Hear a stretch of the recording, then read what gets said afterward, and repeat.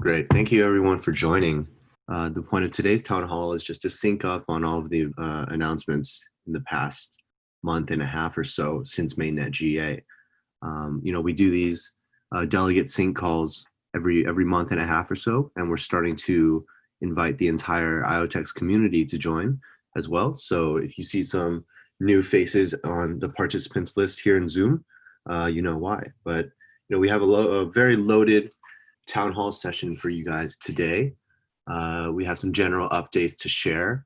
And we really want to focus today's town hall on three big upcoming events and past events for the IoTeX network, spanning tokenomics, Halo grants, and Ucam on Amazon. So, a lot of things that have been designed behind the scenes and, starting to come to light, both from a announcement perspective as well as technological perspective. So we're excited to add some more color to some of the announcements that we've shared in the past month and a half, and also to share some insider scoop around why these things are important and the general direction of the project. But just to dive in with some general updates, and then finally at the end we'll have some time for Q&A to answer any questions that anyone has. So with that, we'll just jump right into some general updates regarding the IoTeX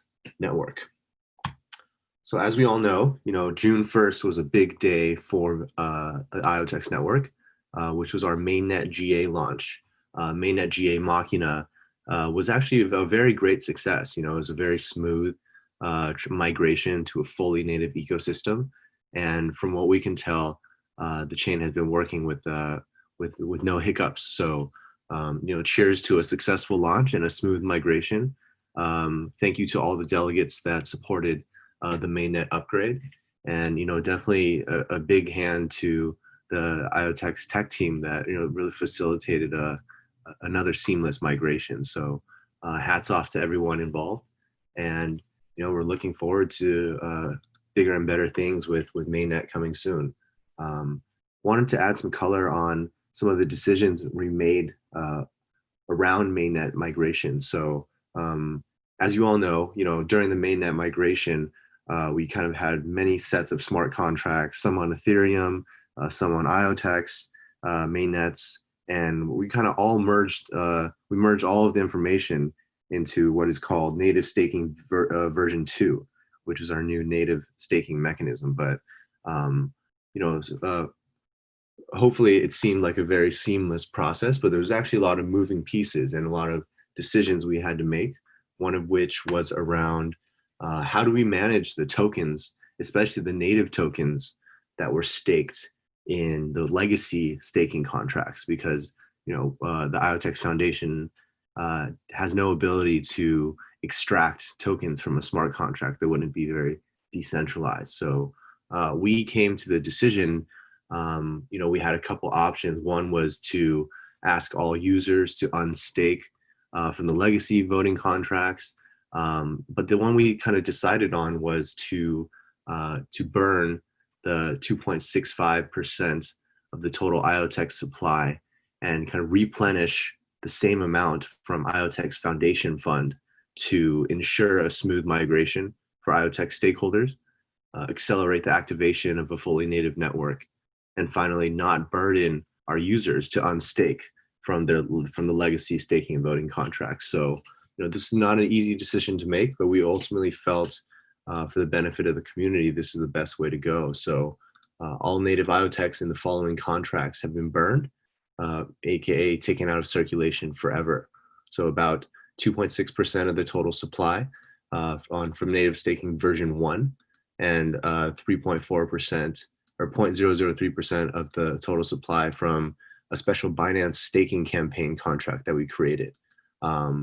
So you may have noticed on CoinMarketCap and other, circulating supply displaying websites that the total supply has gone down. The maximum supply of IoTeX will also always be 10 billion IoTeX, but the total supply, total IoTeX supply is now just something around 97.4 percent of what it used to be. So you'll see 9.7-ish billion as the total supply going forward. So that kind of wraps up what I wanted to chat about around the mainnet GA migration. Again, really big thanks to the community, to the delegates, to our team here for ensuring a smooth migration, and many more successful launches to come, hopefully. We also want to give some updates, especially to delegates, regarding IOPay version 1.0 as well. The reason why we're calling Mainnet version 1.0 and IOPay version 1.0 is because these are the stable releases, right? These are the production ready releases, whereas the versions before may have been buggy, may have been less feature rich, but now IOPay, if anyone hasn't taken a look recently, we think it's a really sleek app. Of course, there's still things that we hope to add, things around staking, staking rewards, kind of accounting, which is a big one. USD prices, all these things will come in the future, but we've really laid a solid, stable foundation on top of which to continuously improve IOPay from now on. For delegates, you should know that now on mobile and on desktop, you can update your delegate profile directly from mobile, and also traditionally you have done this on desktop. So on the mobile side, wallet information, native IoTeX can be stored, NFTs and XRC20 tokens can be stored, and you can now stake directly from the home page.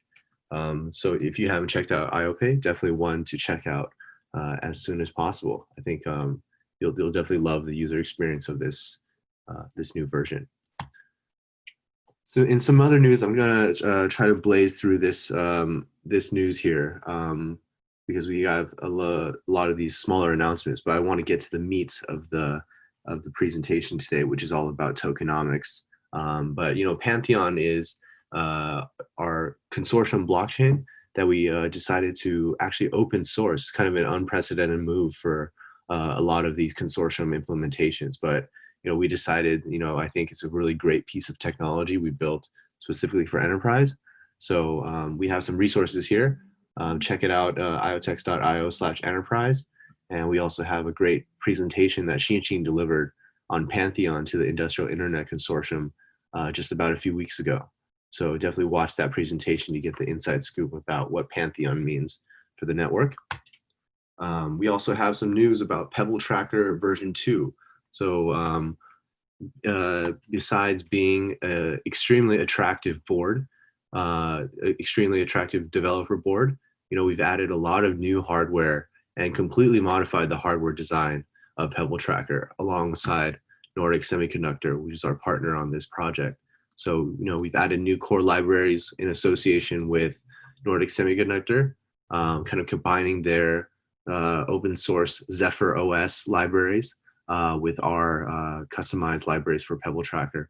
We've added a light sensor, added a buzzer, and added external GPS, and a lot of super technical hardware things that I am not at the liberty to explain. But we're really excited to bring Pebble Tracker V2 into the hands of developers very soon. For those that don't know much about Pebble Tracker yet, it's basically a trusted tracking device with built-in secure hardware that generates data such as real-time GPS, temperature, humidity, gas, vibration, shock, orientation, and light. So using all of this information, we hope to see a lot of people triggering different types of workflows via smart contracts on our blockchain, completely in a verifiable fashion. So some very cool stuff coming soon with Pebble Tracker. For those that don't know, we also opened up a new faucet for native IoTeX. So any developers out there can log on to faucet.iotex.io, or anyone can go there and get 10 free IoTeX mainnet tokens and up to 1,000 testnet tokens, which are called IoTeX-T. So, for those that are, building applications or just, want to test out things on the testnet, definitely check out the faucet to claim your free IoTeX and IoTeX-T. One claim per GitHub account to prevent spam. we wanted to give an update on Hermes also. So, I just checked the number yesterday. We have about 37 Hermes delegates active, over 1,450 Hermes users, and about 32 million IoTeX rewards distributed to date. So, I think Hermes has been a very smooth tool for the community as well. And, using the reason why we're focusing on Hermes quite a bit these days is, given the unique nature of the IoTeX network, where rewards before Hermes were generally paid off chain, right? Or, not by the protocol itself. It didn't allow us to do a lot of, rewards calculations, even rewards projections, comparisons, things like that. So, as more delegates onboard to Hermes, we're actually behind the scenes collecting a lot of blockchain data that will be made available to everyone to do their own analyses. I think a lot of people have already been thinking about blockchain metrics like, transactions and staking, but, giving access to kind of rich rewards data can also help a lot of people build new tools, especially for user-facing or community-facing tools. So if you haven't checked out Hermes, we also open sourced it, and check it out, hermes.to. And finally, before we dive into tokenomics, want to mention that we have Mainnet version 1.1. For those that don't know, IoTeX is constantly building, right? Both on the blockchain side, and also on top of the blockchain now. But we're every month or a couple of months, we plan to launch a new code release, just for the protocol itself. So version 1.1 is going to come with a lot of great features, most notably this reclaim bucket feature. So for any Ledger users out there that did not map their tokens, we're going to have a reclaim bucket feature that allows them to reclaim those tokens.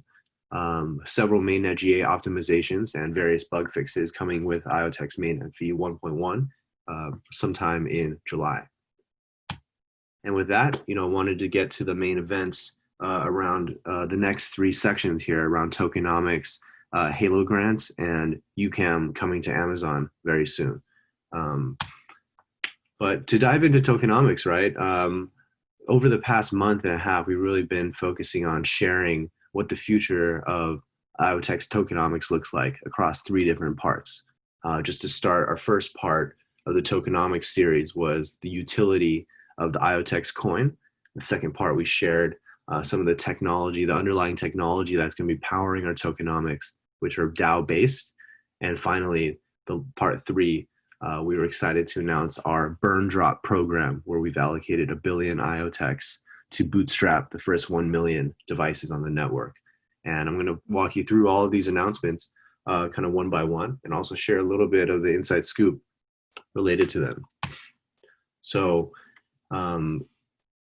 most people in the network today already know about the top two categories of utility of the IoTeX token shown here, right? Gas fees.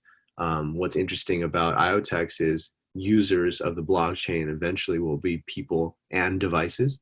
So gas fees kind of covers a wider variety of users for the IoTeX network, and also governance, right? Everyone on this call has probably already staked and voted for delegates or became a delegate themselves. So these two are very familiar, right? I think a lot of proof of stake networks especially share these utilities.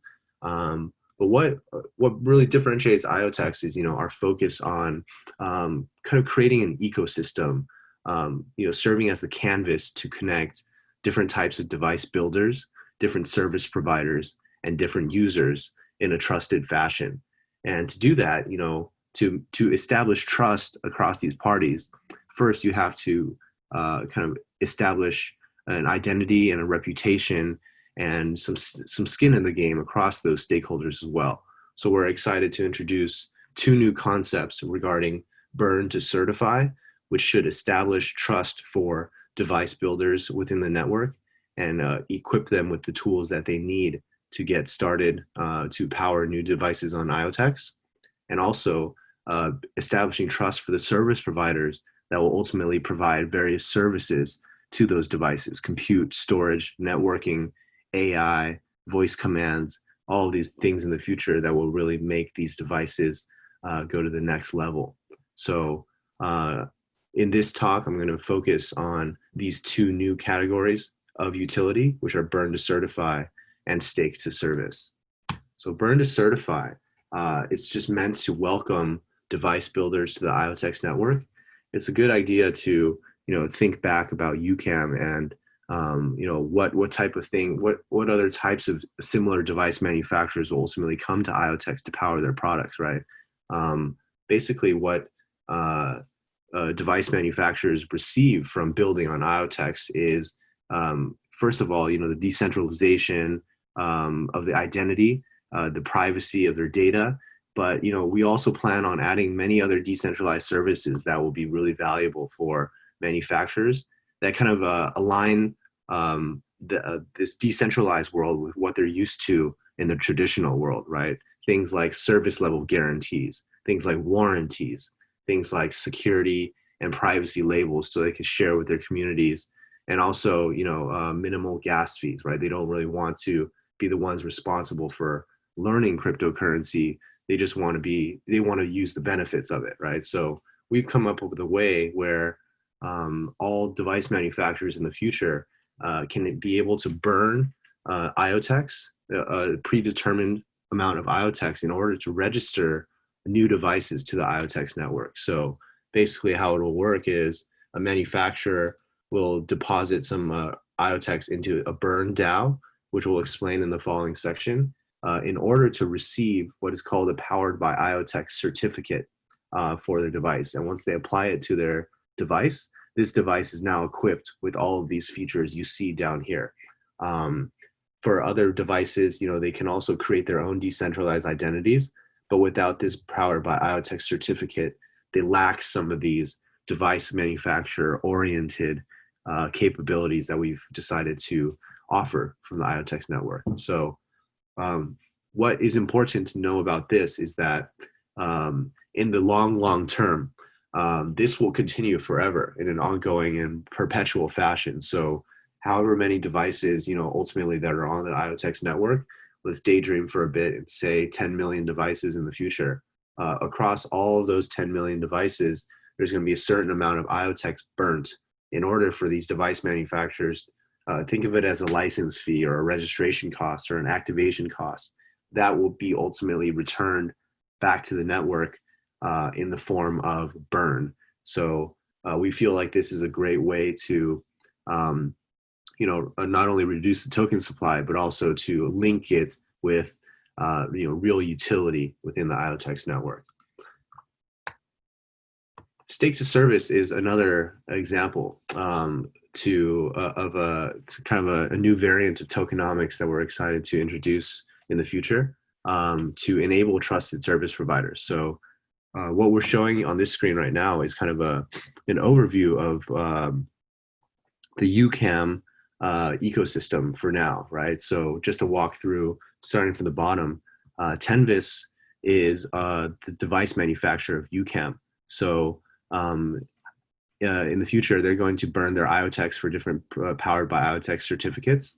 And there's also user of Ucam, right? Whether it's you or someone all of these different, this person, this device, and this business, they all have their own respective decentralized identities, which makes them identifiable and discernible, allows them to discover and be discovered, and ultimately allows different DIDs to be bound together, right? So basically, Tenvis will know that, okay, this DID belongs to this DID, but it's generally pseudonymous in that nature, thanks to blockchain, right? What IoTeX provides in this kind of picture is the identity mechanism. So all of these kind of features you'll see from this previous slide around identity, credentials, service level guarantees, warranties, et cetera. These are all things that this device is getting from IoTeX, right? IoTeX provides a lot of the transactions, the contracts, the device registration, but no platform can do everything, right? So it's needed to bring in service providers in a trusted fashion so that they can also service these devices with things that are their fortes, right? Their niches. So right now, the Ucam itself uses different types of service providers. One is a peer-to-peer video service that enables the live stream video from your Ucam, and another is data storage, right? Right now we use AWS. Just a reminder, regardless of where you store data with your Ucam, it's always going to be encrypted only with and viewable only on your phone, right? So storage, in this sense, is kind of like a commodity in the ecosystem, while peer-to-peer video service is also somewhat of a commodity, right? In the future, there's a lot of different service providers that offer these services, and the more service providers that offer the same service that you welcome into your network, you ultimately appreciate higher quality of service. More competition leads to higher quality of service, leads to innovation, just general economics. So that's really what we're trying to build into our ecosystem as well, is give the ability in a permissionless fashion for different service providers to stake tokens in order to be eligible to deliver service to the IoTeX network. So the way it would work is, for example, if an IPFS or a Filecoin was going to be a service provider to the IoTeX network, they would stake a decently large amount of IoTeX in order to fulfill different service level agreements and just have some skin in the game. It wouldn't be burning, it would just be staking. And that would allow them to also charge for their services in whichever currency that they wanted to, right? Fiat or Filecoin or any other type of coin. So it's kind of benefiting IoTeX network in the way that more tokens are staked, reducing the velocity of the token, but also giving service providers what they want, which is for them to be able to create their own kind of businesses within the IoTeX ecosystem as well, right? And especially for things like storage, a lot of storage providers are reaching out to us because they see IoTeX as one of the networks that's really generating data, right? Without data, there's nothing to store. So we're excited to learn more about how we can bring stake to service to life. And yeah, I just wanted to share a little bit about these two new types of utility for the IoTeX coin. But more details you can find in Tokenomics Part 1. Tokenomics Part 2 kind of extends on these concepts and talks about decentralized autonomous organizations. DAO has a somewhat negative connotation in the crypto space these days, just because of the big hack in 2018 related to an organization called DAO. But the concept of DAOs is very popular, and I think all of you guys use DAOs, whether you know it or not. It's just a set of smart contracts that ultimately establishes fair incentives and transparent incentives, and trust, right? So compared to a traditional hierarchical top-down organization, DAOs are more flat, more equal. You're allowed to make your own decisions. You're allowed to do your own research and kind of automate different processes in a very trusted fashion. So we've applied this concept to enforce the tokenomics that I just explained on the previous pages. So this burn to certify DAO, for example, there's different types of stakeholders associated in this process. One is going to be the DAO itself. These are smart contracts that are deployed on the IoTeX blockchain. There's device builders or device manufacturers. And finally, there's the devices that they want to service. So basically the way it works, the flow is the manufacturer or the builder, will submit their device information to a device registration smart contract within this DAO and receive a proof of registration. The second step is to provide this proof of registration to another smart contract in addition to some IoTeX that would be burnt, and ultimately receiving a proof of burn. And any device that has both a proof of registration and a proof of burn will be issued a powered by IoTeX certificate, which ultimately grants them access to those special powered by IoTeX services that we were mentioning. So it's basically a way to decentralize and make the registration process somewhat permissionless in that sense. So this is how we're going to be facilitating the burn to certify part of tokenomics.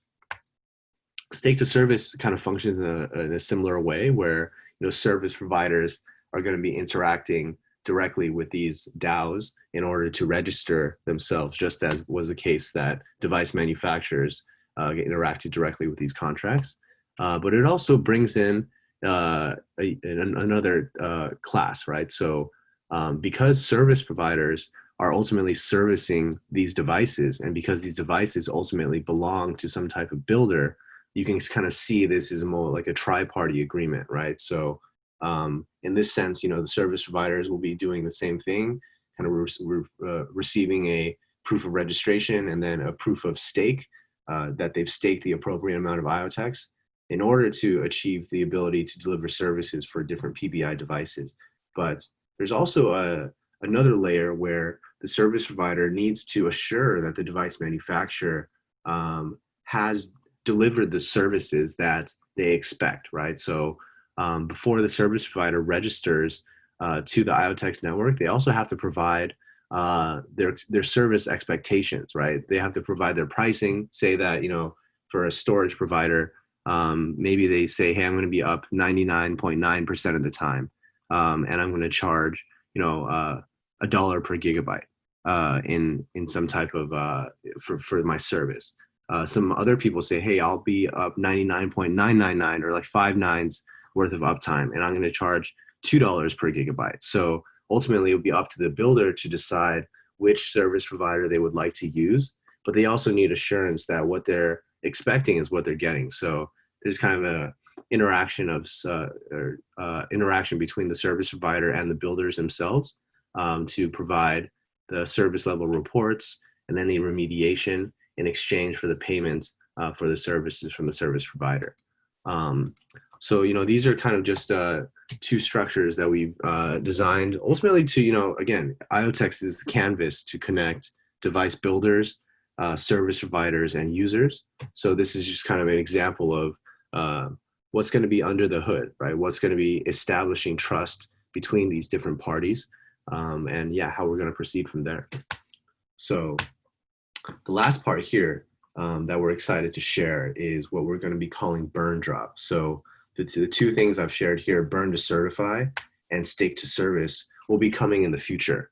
But what's going to be happening more immediately is what we call burn drop. And this is, as many of you guys know, the hardest part about, starting a network is usually going from 0 to 1, right? Once you have some traction, once you have some momentum on your side, then turning 1 to 10 or 10 to 100 are arguably it's easier feats than really bootstrapping the network and getting it going. So, IoTeX recognizes this challenge, and we're going to be using not only this great design that we've had for long-term tokenomics, but also short-term tokenomics to really catalyze and bootstrap some of the network effects and some of the impact to the community that we hope to see in the near term. So what burn drop is, before the burn to certify program kicks off, we're going to be allocating 1 billion IoTeX or 10 billion or 10% of the total supply to a program called burn drop, where 90% of that, or 900 million IoTeX, will eventually be burnt, and 10% of that, or 100 million IoTeX, will eventually be dropped to long-term stakers. And the goal of this is, to incentivize the rapid onboarding of the first 1 million IoTeX devices. So by establishing some incentives, some network-wide incentives where, for every new device, similarly to what's going to happen in the long term with burn to certify, in the long term, device manufacturers in perpetuity will be burning IoTeX to register new devices. The IoTeX Foundation will be covering the device registration costs of these first 1 million devices, which is an incentive. This is a great incentive for device manufacturers. It's also an incentive for users, because users want to see ultimately the token supply go down. So they'll be evangelizing for our products, sharing them more, ultimately to trigger these different burn drop events across. And finally, more devices will bring more service providers. So you see how all of these kind of things really tie together. It's really trying to incentivize all these different parties across the network to charge toward this goal of 1 million devices on the network. Just to explain a little bit more about the burn drop, there's going to be 10 phases. As you can tell, all the amount burned and the amount dropped across all the 10 phases is fixed.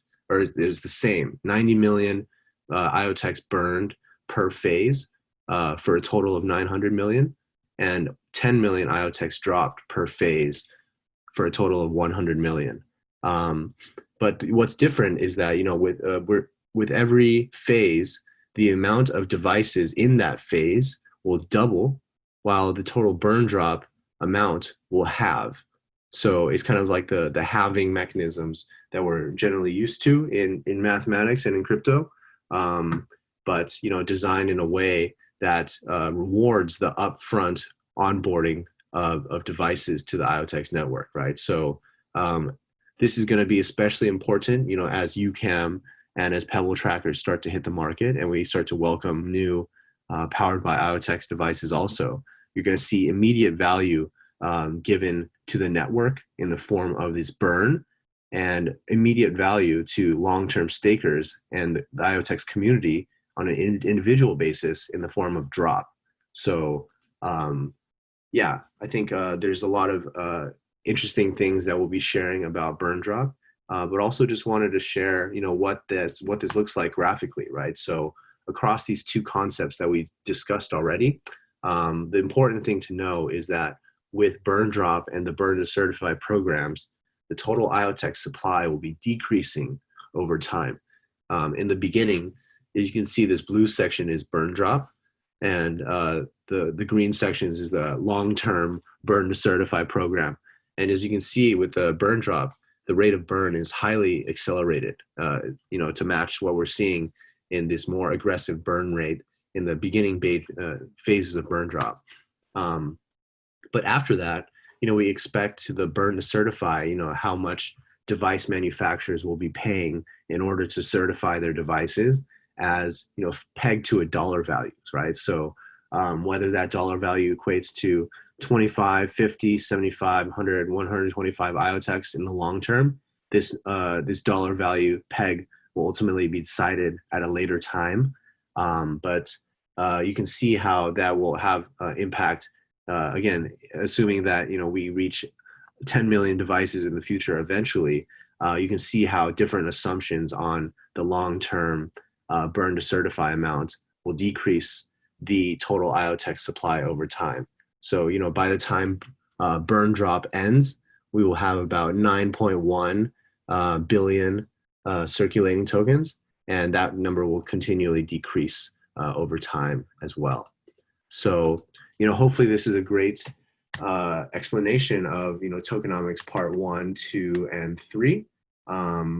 But, even before this, we also have a very exciting plan. So for the past month or so, we've really been focusing a lot on, IoTeX team has been focusing a lot on building new websites, new smart contracts, new backend infrastructure to support burn drop. And we're going to be having a month-long kind of Kickstarter or a warm-up campaign to burn drop to not only reward the IoTeX community, but also test and iterate and fine-tune this new suite of burn drop technology that we have. So we're going to be calling this program, or this campaign, Ignite.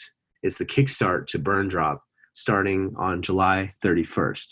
So, Ignite, the point of Ignite is to put these tools and this technology in the hands of the IoTeX community, and to also solicit feedback, familiarize everyone with the new contracts and new websites, so that when we do launch burn drop for real, then everyone will be prepared. So what Ignite means is, for everyone that auto stakes more than 91 days. Also, sorry, I completely missed this, but it's worth noting that, this total IoTeX dropped amount is only going to be available to long-term stakeholders, meaning those that auto stake for more than 91 days.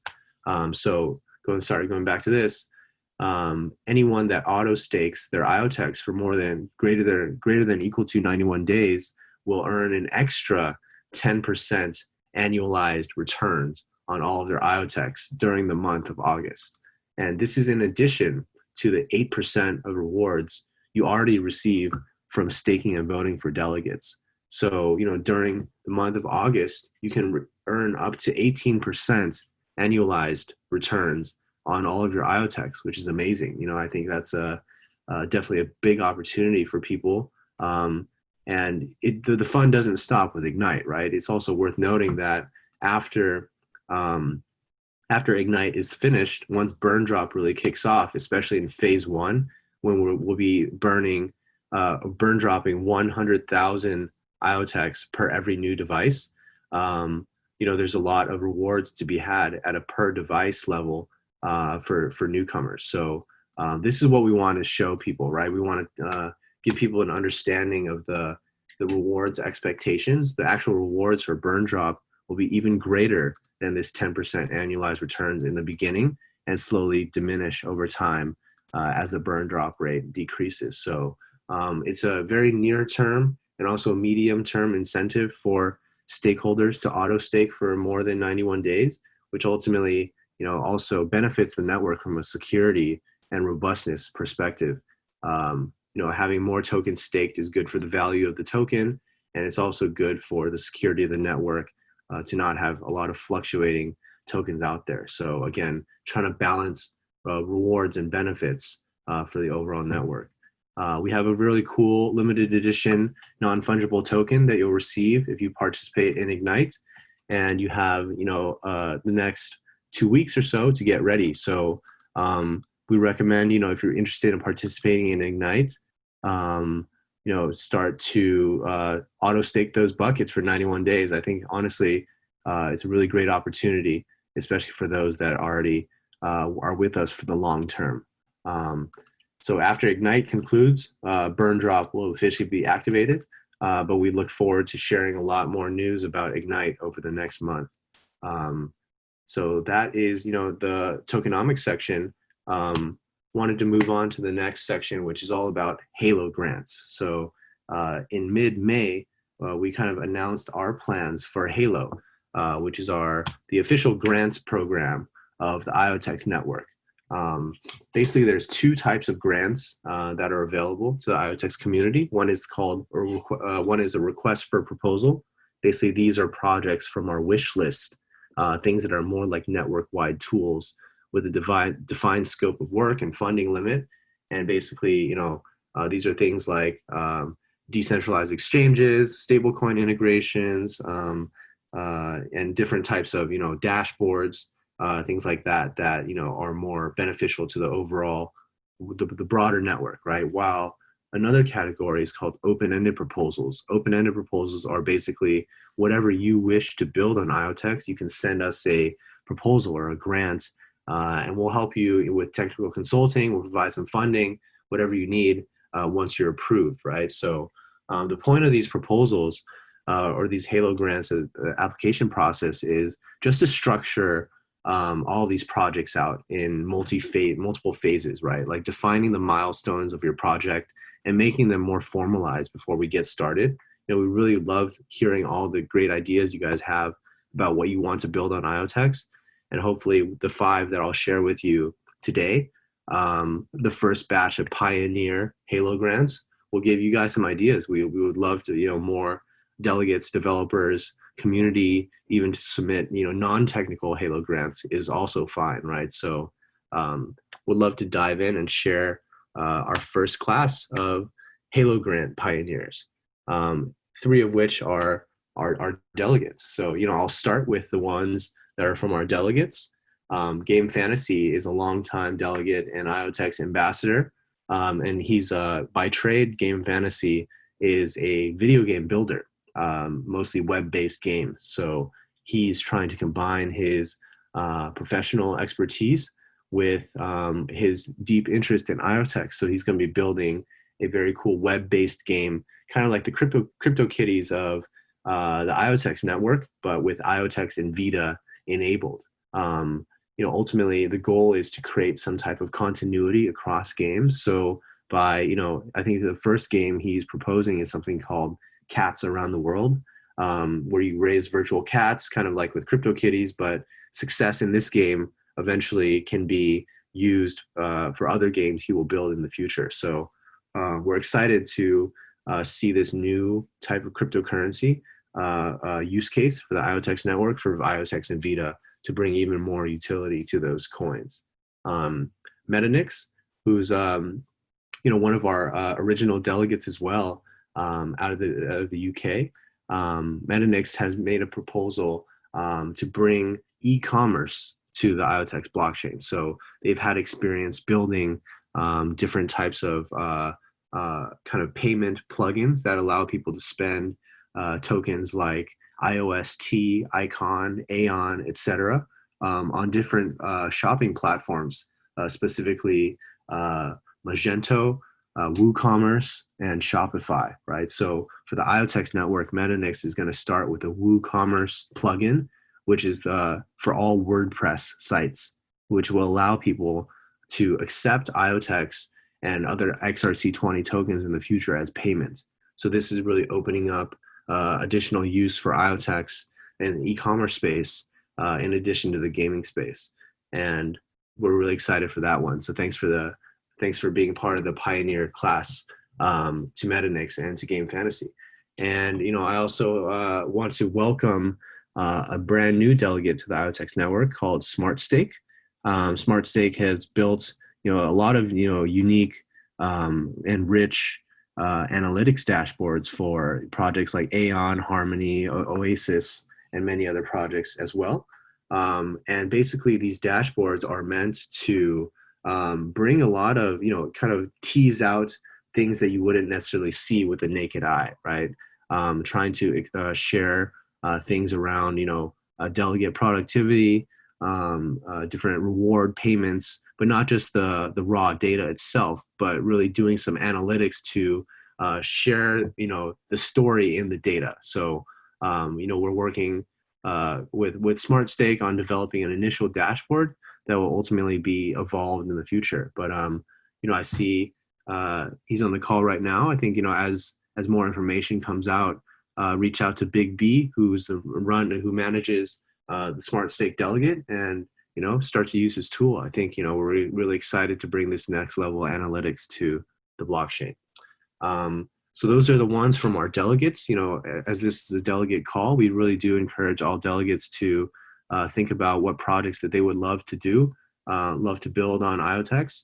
We're happy to hear any and all projects that you're interested in building, or any proposals you have for building things off of our wish list. So definitely come through and have that conversation with us. Two of the other Halo grants we're really excited for is one is Health Blocks, right? Health Blocks is a proactive healthcare service that's really trying to combine trusted IoT data with proactive healthcare. So think about it, same concept as Ucam, where we want people to fully own their data, whether it's in their smart home or from their health devices. But we also need to make people able to use this data in a confidential fashion, right? Or in a trusted fashion. So Health Blocks is trying to become the application layer where IoTeX provides, some of the ability to grab this data and allow people to own that data.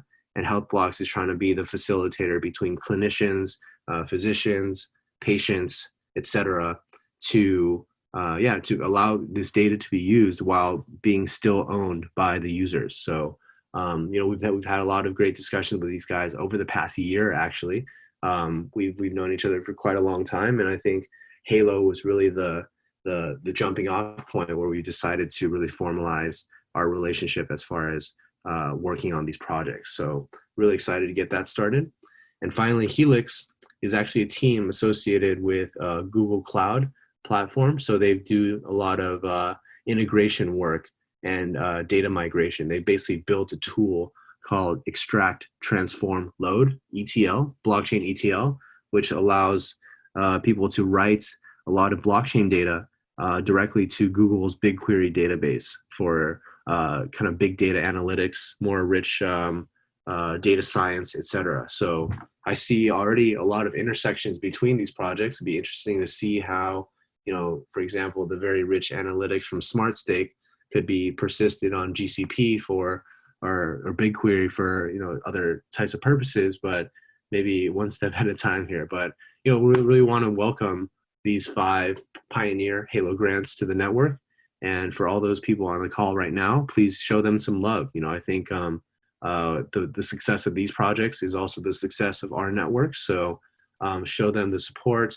Eventually we'll want to have some additional ways for the community to directly support these projects, whether it's directly donating or setting up nodes, delegate nodes for all of them, and you can kind of passively donate your staking rewards by voting for them.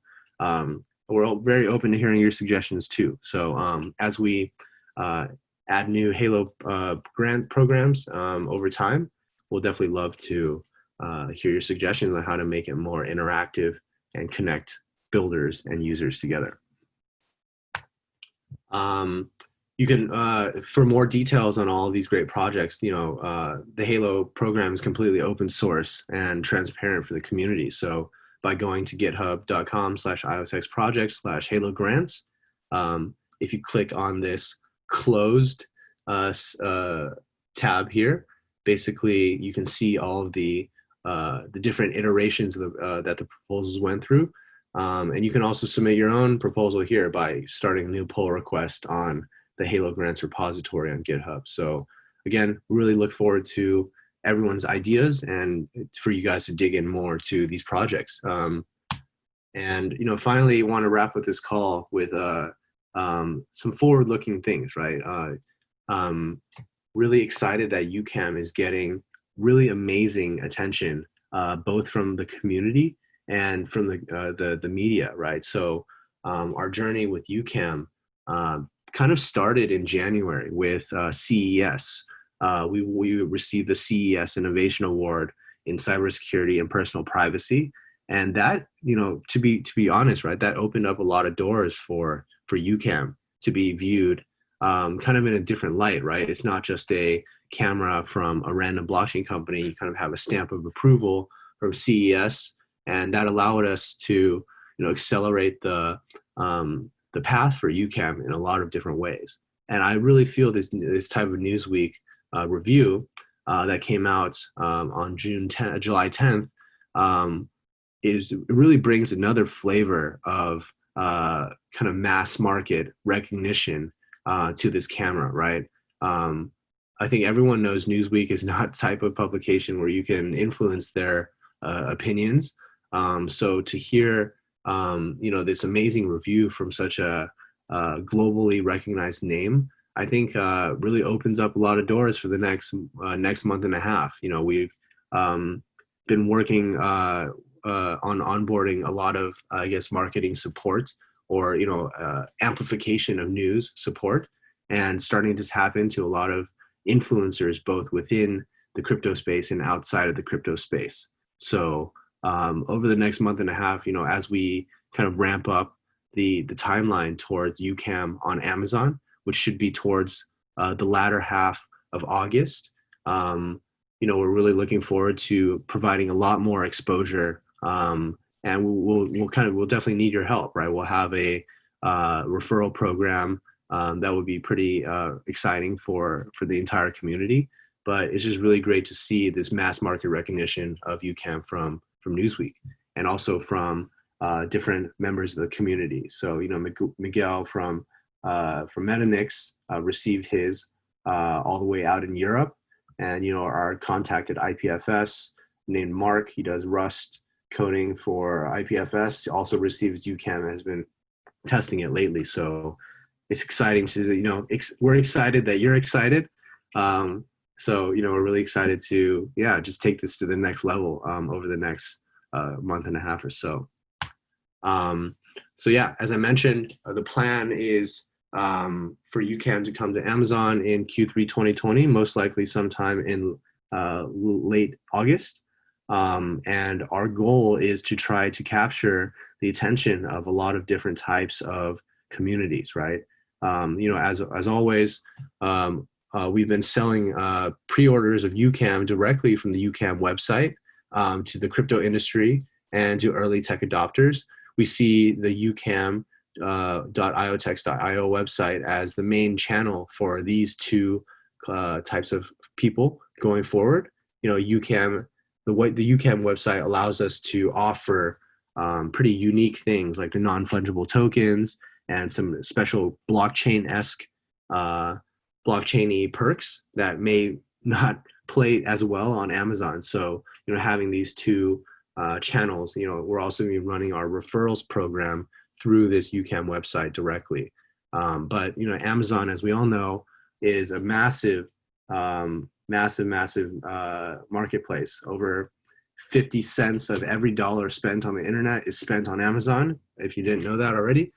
So this is trying to tap into the mass market, and also people that are just organically searching for, privacy cameras on Amazon. I think the trend is definitely upticking, right? So we're definitely going to be covering all the bases here, not necessarily saying that people in crypto cannot buy on Amazon and mass market can't buy off Ucam, but just giving you an idea, there's a lot of different audiences for this camera. A lot of people that will be using it for different purposes. But again, I think this is the real market that, everyone in the crypto industry has been asking about. How do we reach mass adoption? How do we reach mass adoption? And I think we're just, very, very close to reaching that with this Amazon launch, right? And we're not going to be doing this all ourselves. We've assembled a great team of partners to really facilitate this launch. I think a lot of people have been asking us, why is it taking so long to list on Amazon? Isn't it just like, posting a new blog or, listing? But it's really not, right? There's a lot of pre-launch campaigns, a lot of things to set up. And we're taking a lot of lessons from our partner in this, which is Tenvis. So Tenvis is our hardware manufacturing partner. We're really working very closely with them to design the pre-launch campaign. And, if anything, we can take a look at Tenvis's other products on Amazon and just kind of marvel at their ability to sell great cameras at great prices, right? So they're currently Amazon's choice for security cameras. And, they've gotten over 6,000 plus ratings, 4-star plus. We don't really like to put sales projections on Ucam, but just to give you an idea of what Tenvis has sold, since 2005, they sold tens of millions of cameras to government, to corporations, and to consumers. And just this camera in the past, since it's been listed for the past few years, they've sold over 2 million of these cameras. So, we don't like to, provide, the same comparable expectations for Ucam. We're crossing our fingers that it's the case.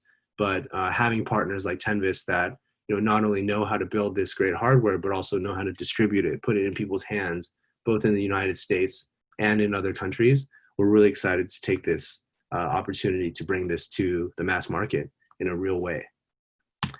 And finally, that's kind of my presentation today. So just to recap for everyone, we're going to be posting this town hall on YouTube later, but we talked through a lot of general updates. We shared a deep dive into the IoTeX tokenomics, and we talked about 5 new Pioneer Halo grants and just gave you a sneak peek at what's to come for Amazon listing of Ucam coming sometime soon in Q3 2020. So with that, I want to leave some time for anyone here to ask any questions. I'm going to be unmuting. I'm going to allow people to unmute themselves now. So, it's almost 8 a.m. Pacific here. We'll be staying on for the next 10 minutes or so.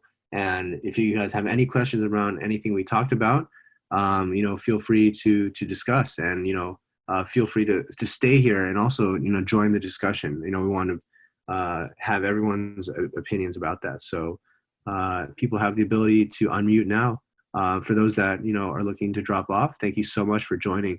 Really appreciate the time this morning, and we'll be looking forward to the next AMAs and the next town halls. So yeah, any questions, feel free to unmute yourselves and join in. Thank you guys so much.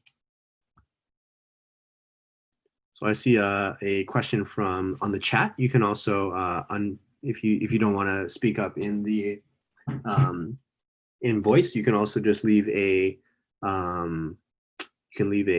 comment in the chat group. So Yasin, I see, has a question. How do I participate in the burn drop?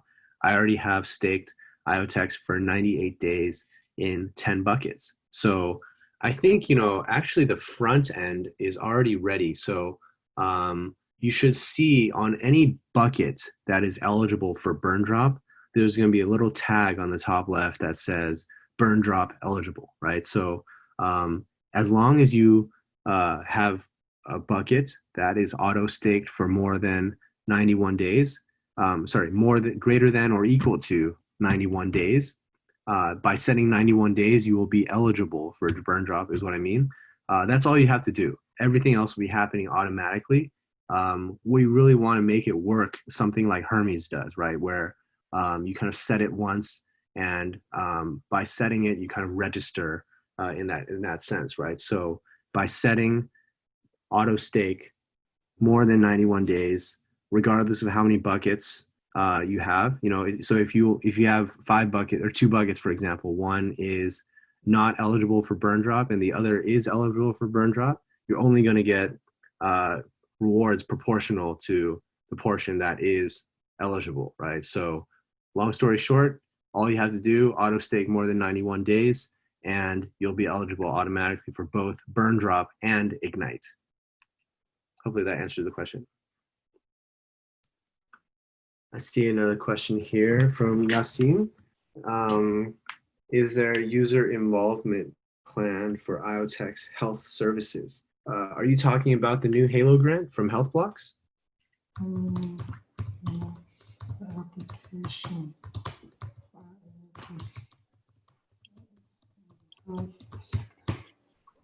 I mean the next application of IoTeX. Oh, I see. Yeah. So, let me take you back to this diagram, right? So, this is the Ucam ecosystem, right?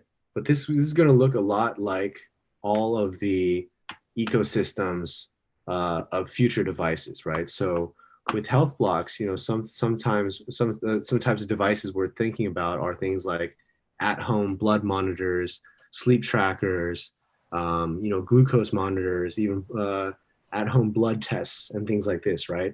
Where there's going to be a manufacturer, there's going to be a user, there's going to be IoTeX that provides the identity and the ability to privatize this device, and also different storage providers, right? Every device needs storage. Every device maybe doesn't need video service, but they need some type of communications and networking, and they need maybe some type of special compute in the form of AI or voice commands or something like that, right? So if you think about that in this context, this is going to be the model for all future devices, right? Whether the device is a camera that's generating video data, or it's a health device generating health data, or it's a supply chain device generating supply chain data. There's always going to be a user, there's always going to be a manufacturer, always going to be a device, always going to be IoTeX as the platform that links all of this together, and always going to be different types of service providers, right? So in the healthcare space, IoTex's specific value add is going to be that we provide the identities framework, and we also allow people to basically use blockchain as the orchestration mechanism to make sure their data is passed around, whether it's data in use, data in transit, or data at rest. IoTeX is really the platform that really facilitates the trust within this ecosystem, right? So we're going to definitely first see this with Ucam, and this is going live, obviously, in this quarter.